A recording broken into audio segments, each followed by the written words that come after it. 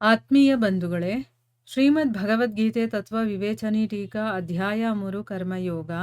ಇದರಿಂದ 25ನೇ ಶ್ಲೋಕವನ್ನು ತಿಳ್ಕೊಳ್ತಾ ಇದ್ವಿ. ಹೋದ ಭಾಗದಲ್ಲಿ ನಾವು ಕರ್ಮಣಿ ಸಕ್ತಾಹ ಅನ್ನುವುದರ ಜೊತೆ ಅವಿದ್ವಾಂಸ ಅನ್ನುವಂಥ ಪದವನ್ನು ಇಲ್ಲಿ ಯಾವ ಶ್ರೇಣಿಯ ಅಜ್ಞಾನಿಯ ವಾಚಕವಾಗಿದೆ ಅಂತಂದ್ಬಿಟ್ಟು ಅದರ ಬಗ್ಗೆ ತಿಳ್ಕೊಳ್ತಾ ಇದ್ವಿ ಅಲ್ವಾ. ಅಂದರೆ ಅವನು ಯಾವ ಶ್ರೇಣಿಗೆ ಬರ್ತಾನೆ ಅಂತ.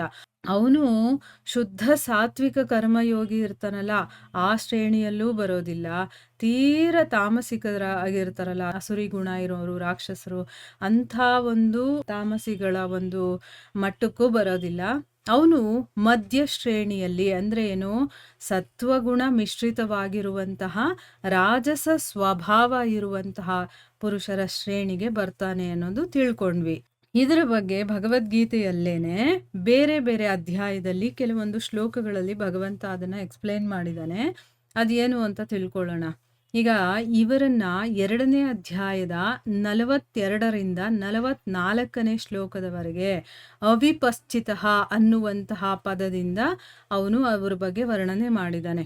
ಏನು ಆ ಶ್ಲೋಕಗಳು, ಆ ಶ್ಲೋಕ ಓದಲ್ಲ ನಾನು, ಅದರ ಒಂದು ಅನುವಾದ ಏನಿದೆಯೋ ಅದನ್ನು ಮಾತ್ರ ಹೇಳ್ತೀನಿ. ಆಗ ನಮ್ಗೆ ಒಂದು ಸ್ವಲ್ಪ ನೆನಪಿಗೆ ಬರುತ್ತೆ ಅಂತ, ಅಥವಾ ಅದ್ರ ಬಗ್ಗೆ ಇನ್ನೊಂದು ಸರಿ ನಾವು ತಿಳ್ಕೊಂಡಂಗಾಗತ್ತೆ. ಆಯಿತಾ. ಈಗ 2ನೇ ಅಧ್ಯಾಯ 42, 43, 44ನೇ ಶ್ಲೋಕದಲ್ಲಿ ಏನು ಹೇಳಿದ್ದಾನೆ ಅಂತಂದರೆ, ಭಗವಂತ ಹೇಳ್ತಾನೆ, ಹೇ ಅರ್ಜುನ, ಯಾರು ಭೋಗಗಳಲ್ಲಿ ತನ್ಮಯರಾಗಿದ್ದಾರೋ ಮತ್ತು ಯಾರು ಕರ್ಮಫಲವನ್ನು ಪ್ರಶಂಸೆ ಮಾಡುವಂತಹ ವೇದ ವಾಕ್ಯಗಳಲ್ಲಿ ಪ್ರೀತಿಯನ್ನು ಇಡ್ತಾರೋ, ಅಂದರೆ ಏನು, ಈ ಕರ್ಮ ಮಾಡಿದ್ರೆ ಇಂಥದ್ದೇನೋ ಸಿಗುತ್ತೆ, ಇನ್ನೊಂದು ಕರ್ಮ ಮಾಡಿದ್ರೆ ನಮಗೆ ಸ್ವರ್ಗ ಸಿಗುತ್ತೆ, ಇಂಥದ್ದು ಮಾಡಿದ್ರೆ ನಮಗೆ ಐಶ್ವರ್ಯ ಸಿಗುತ್ತೆ, ಮಕ್ಕಳು ಸಿಗ್ತಾರೆ, ಈ ರೀತಿ ಯಾವುದೋ ಒಂದು ಕರ್ಮವನ್ನು ಮಾಡಿದಾಗ ಇಂಥ ಫಲ ಸಿಗುತ್ತೆ ಅಂತಂದ್ಬಿಟ್ಟು ಅದರ ಬಗ್ಗೆ ತುಂಬ ಚೆನ್ನಾಗಿ ವಿವರಣೆ ಮಾಡಿದಾರಲ್ಲ ವೇದಗಳಲ್ಲಿ. ಅಂಥ ವೇದ ವಾಕ್ಯಗಳಲ್ಲಿ ಯಾರಿಗೆ ಪ್ರೀತಿ ಇರುತ್ತೋ, ಆಮೇಲೆ ಯಾರ ಬುದ್ಧಿಯಲ್ಲಿ ಸ್ವರ್ಗಾನೇ ಪರಮಪ್ರಾಪ್ಯ ವಸ್ತು ಆಗಿದೆಯೋ, ಸ್ವರ್ಗಾನೇ ಎಲ್ಲದಕ್ಕಿಂತ ಶ್ರೇಷ್ಠವಾಗಿರುವಂಥದ್ದು, ಅದನ್ನು ಪಡ್ಕೋಬೇಕಪ್ಪ ಅನ್ನುವಂಥ ಮನಸ್ಥಿತಿ ಯಾರಿಗಿರುತ್ತೋ, ಮತ್ತು ಸ್ವರ್ಗಕ್ಕಿಂತ ಮಿಗಿಲಾಗಿರುವಂಥದ್ದು ಬೇರೊಂದಿಲ್ಲ ಅಂತ ಯಾರು ಹೇಳ್ತಾರೋ, ಆ ಅವಿವೇಕಿ ಜನರು ಈ ರೀತಿಯ ಯಾವ ಪುಷ್ಟಿತವಾದ, ಅಂದರೆ ಏನು, ತೋರಿಕೆಗೆ ಮಾತ್ರ ತುಂಬ ಚೆನ್ನಾಗಿ ಮಾತಾಡುವಂಥದ್ದು, ಅಂದರೆ ಏನು, ಆ ರೀತಿಯ ಒಂದು ವಿಷಯಗಳ ಬಗ್ಗೆ ಕೇಳ್ತಾ ಇರೋದಕ್ಕೆ ಅವ್ರಿಗಿಷ್ಟ, ಅಂಥದ್ರ ಬಗ್ಗೆನೇ ಅವರು ಮಾತಾಡೋದಕ್ಕೆ ಇಷ್ಟಪಡ್ತಾ ಇರ್ತಾರೋ, ಅಂಥ ಮಾತುಗಳನ್ನೇ ಆಡ್ತಾ ಇರ್ತಾರೋ, ಅದು ಜನ್ಮರೂಪಿ ಕರ್ಮಫಲವನ್ನು ಕೊಡುವುದಾಗಿಯೂ ಮತ್ತು ಭೋಗ ಮತ್ತು ಐಶ್ವರ್ಯದ ಪ್ರಾಪ್ತಿಗೋಸ್ಕರ ಬೇರೆ ಬೇರೆ ರೀತಿಯ ಬಹಳಷ್ಟು ಕ್ರಿಯೆಗಳ ವರ್ಣನೆಯನ್ನು ಮಾಡುವುದಾಗಿಯೂ ಆ ವಾಣಿಯ ಮೂಲಕ ಯಾರ ಚಿತ್ತ ಅಪಹರಿಸಲ್ಪಟ್ಟಿದೆಯೋ, ಅಂದರೆ ಈಗ ವೇದಗಳಲ್ಲಿ ಇಂತಿಂಥದ್ದು ಮಾಡಿದ್ರೆ ಇಂತಿಂಥದ್ದು ಸಿಗುತ್ತೆ ಅಂತ ಹೇಳಿರ್ತಾರಲ್ಲ.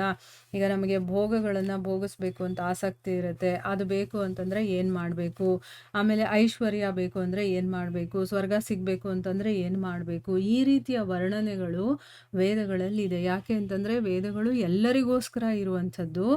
ಆ ಮಟ್ಟದ ಜನರು ಇರ್ತಾರೆ ಅಂತ ಗೊತ್ತಲ್ವಾ, ಅದಕ್ಕೋಸ್ಕರ ಅದರಲ್ಲಿ ಎಲ್ಲದರ ಬಗ್ಗೆನೂ ಇದೆ. ಆ ವೇದಗಳಲ್ಲಿ ನಮ್ಮ ಆತ್ಮ ಸಾಕ್ಷಾತ್ಕಾರಕ್ಕೆ ಏನು ಬೇಕೋ ಅದು ಕೂಡ ಇದೆ.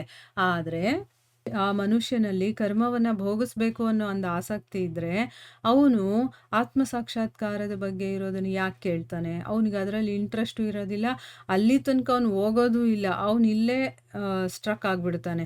ಯಾಕೆ? ಕರ್ಮ ಫಲರೂಪಿ ಅವನಿಗೆ ಬೇಕಾದಷ್ಟು ಫಲಗಳು ಸಿಗುವಂಥ ಕರ್ಮಗಳನ್ನು ಹೇಳಿರ್ತಾರಲ್ಲ, ಅದನ್ನೇ ಮಾಡ್ಕೊಂಡು ಅದನ್ನು ಭೋಗಿಸ್ಬೋದು, ನನಗಿದೆಲ್ಲ ಸಿಗುತ್ತೆ ಅಂತಂದಾಗ ಅದನ್ನು ಇಷ್ಟಪಡ್ತಾನೆ, ಅದರ ವರ್ಣನೆಯನ್ನು ಕೇಳೋದನ್ನೇ ಅವನು ಇಷ್ಟಪಡ್ತಾನೋ, ಅಂಥ ಒಂದು ವಾಣಿಯ ಮೂಲಕ ಯಾರ ಚಿತ್ತ ಅಪಹರಿಸಲ್ಪಟ್ಟಿದೆಯೋ, ಯಾರು ಭೋಗ ಮತ್ತು ಐಶ್ವರ್ಯದಲ್ಲಿ ತುಂಬ ಆಸಕ್ತರಾಗಿರ್ತಾರೋ ಅಂಥ ಮನುಷ್ಯರಿಗೆ ಪರಮಾತ್ಮನಲ್ಲಿ ನಿಶ್ಚಯಾತ್ಮಿಕ ಬುದ್ಧಿ ಅನ್ನೋದು ಇರೋದಿಲ್ಲ ಅಂತಂದ್ಬಿಟ್ಟು ಇಲ್ಲಿ ಭಗವಂತ ಹೇಳ್ತಾ ಇದ್ದಾನೆ.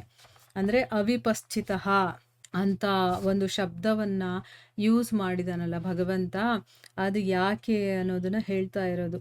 ಅಂದರೆ ವಿವೇಕ ಇಲ್ಲದೆ ಇರೋರು, ವಿವೇಕಹೀನರೋರು ಯಾರು ಈ ರೀತಿಯ ಒಂದು ಮನಸ್ಥಿತಿಯನ್ನು ಇಟ್ಕೊಂಡಿರ್ತಾರೋ ಅವರು, ಅಂದರೆ ವೇದಗಳಲ್ಲಿ ಎಲ್ಲ ವಿಷಯಗಳು ಇದೆ, ಯಾಕೆ ಅದರಲ್ಲೇ ಸ್ಟ್ರಕ್ ಆಗಿಬಿಡ್ತಾನವನು ಅಂತಂದರೆ ಅವನು ಅವಿವೇಕಿಯಾಗಿರೋದ್ರಿಂದ ಅನ್ನೋದು.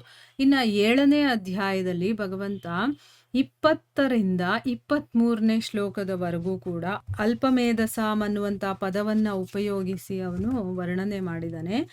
ಆ ಶ್ಲೋಕಗಳಲ್ಲಿ ಏನು ಹೇಳಿದ್ದಾರೆ ಅಂತ ತಿಳ್ಕೊಳ್ಳೋಣ. 7ನೇ ಅಧ್ಯಾಯ 20ರಿಂದ 23ನೇ ಶ್ಲೋಕ. ಅದರಲ್ಲಿ ಹೇಳ್ತಾನೆ ಭಗವಂತ, ಆಯಾ ಭೋಗಗಳ ಕಾಮನೆಯ ಮೂಲಕ ಯಾರ ಜ್ಞಾನ ಅಪಹರಿಸಲ್ಪಟ್ಟಿದೆಯೋ ಆ ಜನರು ತಮ್ಮ ಸ್ವಭಾವದಿಂದ ಪ್ರೇರಿತರಾಗಿ ಆಯಾಯ ನಿಯಮಗಳನ್ನು ಧಾರಣೆ ಮಾಡಿಕೊಂಡು, ಅಂದರೆ ಈಗ ನನಗೆ ಮನೆ ಬೇಕು ಅಂತ ಇಷ್ಟ ಇರುತ್ತೆ ಅಂತ ಇಟ್ಕೊಳ್ಳಿ, ಅಂದರೆ ನನ್ನ ಜ್ಞಾನ ಅಷ್ಟ್ರ ಮಟ್ಟಿಗೆ ಮಾತ್ರ ಯೋಚನೆ ಮಾಡುತ್ತೆ, ಆಯಿತಾ. ಆ ಭೋಗವನ್ನು ನಾನು ಫುಲ್ಫಿಲ್ ಮಾಡ್ಕೋಬೇಕು.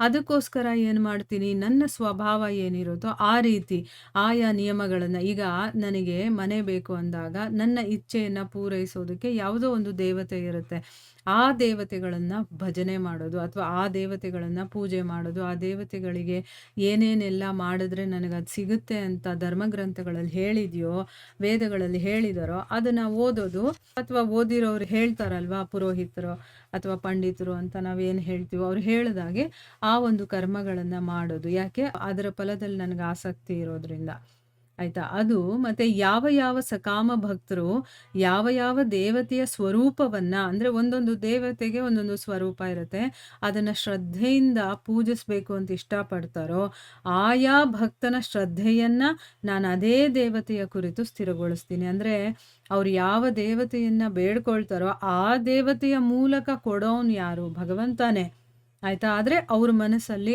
ಆ ದೇವತೆ ಬಗ್ಗೆ ಒಂದು ಶ್ರದ್ಧೆ ಇರುತ್ತಲ್ವ, ಅವ್ರ ಮೂಲಕ ನಾನು ಅದೇ ದೇವತೆಯ ಕುರಿತು ನಾನು ಸ್ಥಿರಗೊಳಿಸ್ತೀನಿ. ಅಂದರೆ ಅವರಿಗೆ ಅದೇನು ಅವ್ರು ಅಂದ್ಕೊಂಡಿರ್ತಾರೋ ಅದು ಸಿಗಬೇಕು. ಆಮೇಲೆ ಆ ಮನುಷ್ಯ ಅಂತ ಶ್ರದ್ಧೆಯಿಂದ ಯುಕ್ತನಾಗಿ ಆ ದೇವತೆಯ ಪೂಜೆಯನ್ನು ಮಾಡ್ತಾನೆ.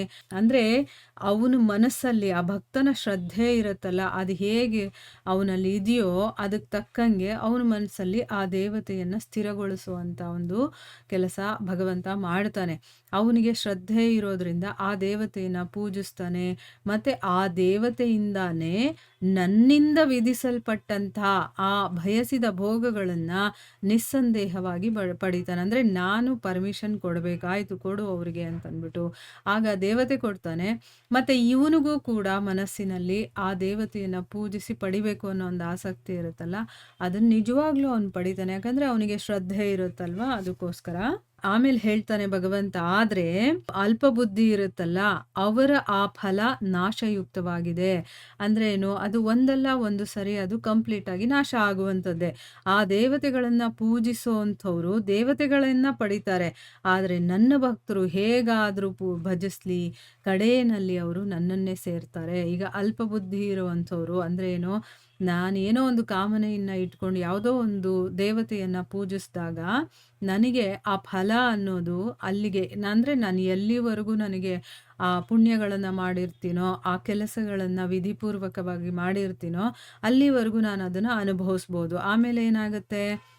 ಅದನ್ನು ನಾನು ಕಳ್ಕೋಬೇಕಾಗತ್ತೆ. ಮತ್ತು ದೇವತೆಗಳನ್ನು ಪೂಜಿಸೋರು ಕೂಡ ದೇವತೆಗಳನ್ನು ಪಡ್ಕೊಳ್ತಾರೆ ಹೊರತು ನನ್ನನ್ನು ಪಡ್ಕೊಳ್ಳೋದಕ್ಕೆ ಸಾಧ್ಯ ಇಲ್ಲ. ಆದರೆ ಯಾರು ನನ್ನನ್ನು ಪೂಜಿಸ್ತಾರೋ, ನನ್ನನ್ನು ಭಜಿಸ್ತಾರೋ, ಅವ್ರು ಹೇಗಾದರೂ ಭಜಿಸ್ಕೊಳ್ಳಿ, ಅವರು ನನ್ನನ್ನು ಸೇರ್ತಾರೆ. ಈಗ ಭಗವಂತ ಸರ್ವಜ್ಞ, ಎಲ್ಲ ಅವನದೇ, ಎಲ್ಲ ಅವನೇ ಅಂತಂದಮೇಲೆ ಅವನನ್ನು ಪಡ್ಕೊಳ್ಳೋದು ಒಳ್ಳೆಯದಾ, ಸಾಮಾನ್ಯ ದೇವತೆಗಳನ್ನು ಪಡ್ಕೊಳ್ಳೋದು ಒಳ್ಳೆಯದಾ? ಅದು ನಾವು ಯೋಚನೆ ಮಾಡಬೇಕು, ಆಯಿತಾ. ಈಗ ಎಲ್ಲವೂ ಅವನೇ ಆಗಿರಬೇಕಾದ್ರೆ ಅವನನ್ನು ಪಡ್ಕೊಂಬಿಟ್ರೆ ನಮ್ಮದೇ ಎಲ್ಲನೂ ಆಗೋಗುತ್ತೆ ಅಲ್ವಾ. ನಾವೇನು ಸಪ್ರೇಟಾಗಿ ಬೇರೆ ಬೇರೆ ದೇವತೆಗಳಿಗೆ ಕೇಳುವಂಥ ನೆಸೆಸಿಟಿ ಇರೋದಿಲ್ಲ.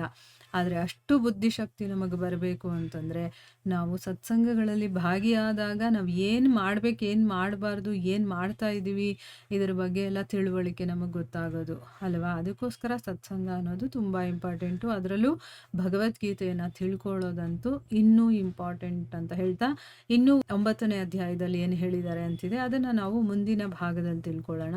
ಹರೇ ಕೃಷ್ಣ.